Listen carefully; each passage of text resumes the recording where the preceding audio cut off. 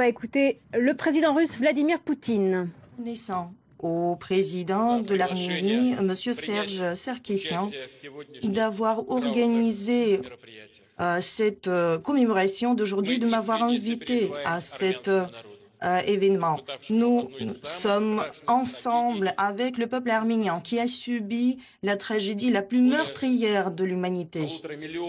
Plus de 1,5 million d'Arméniens ont été tués, torturés, et plus de 600 000 ont été déportés, étaient obligés de quitter leur domicile et ont été torturés. Plusieurs biens d'héritage et de patrimoine, plusieurs monuments ont été détruits et perdus à jamais. Les événements de 1915 ont choqué le monde entier et ont été reconnus en Russie et ressentis en Russie comme le malheur le plus atroce. Plusieurs millions ont obtenu l'asile en Russie et ont été accueillis à bras ouverts. La diplomatie russe a contribué à mettre un terme aux atrocités tout aux côtés de la France et du Royaume-Uni. Et d'ailleurs, cela a été rappelé par le président de la France, ont appelé dans leur déclaration commune cet acte un crime contre l'humanité.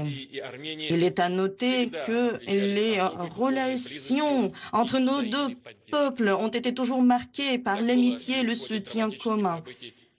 Cela a été lors de la Première Guerre mondiale, lors de la Deuxième Guerre mondiale également. Aujourd'hui, nous sommes aux côtés du peuple arménien.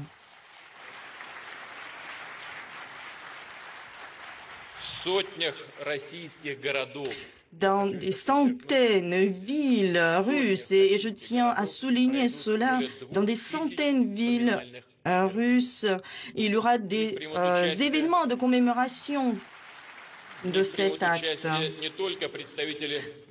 Des représentants de la communauté arménienne y prendront part, de plus de 3000 personnes, mais qui plus autres, il y aura d'autres participants. Nous avons toujours considéré qu'il est impossible de justifier des massacres de masse. La Russie a eu l'initiative de proposer plusieurs traités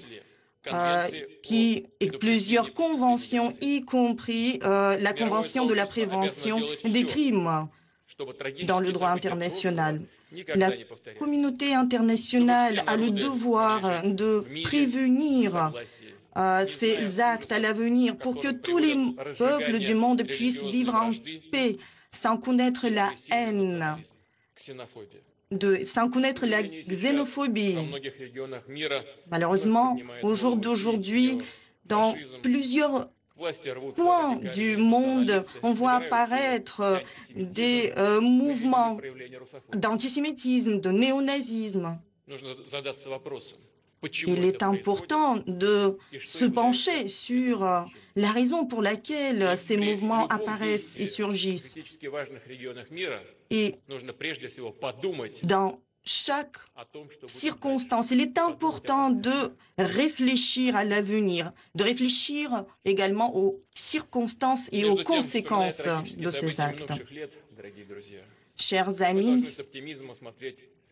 effectivement, tout en reconnaissant les actes atroces du passé, nous avons le devoir devant nous de regarder vers l'avenir, d'établir la paix, de chérir la tolérance, de respecter les uns les autres. Et c'est la seule recette pour rendre le monde meilleur et plus en paix. Nous sommes à vos côtés, chers amis. Je vous remercie de votre attention. Voilà pour le discours du président russe Vladimir Poutine.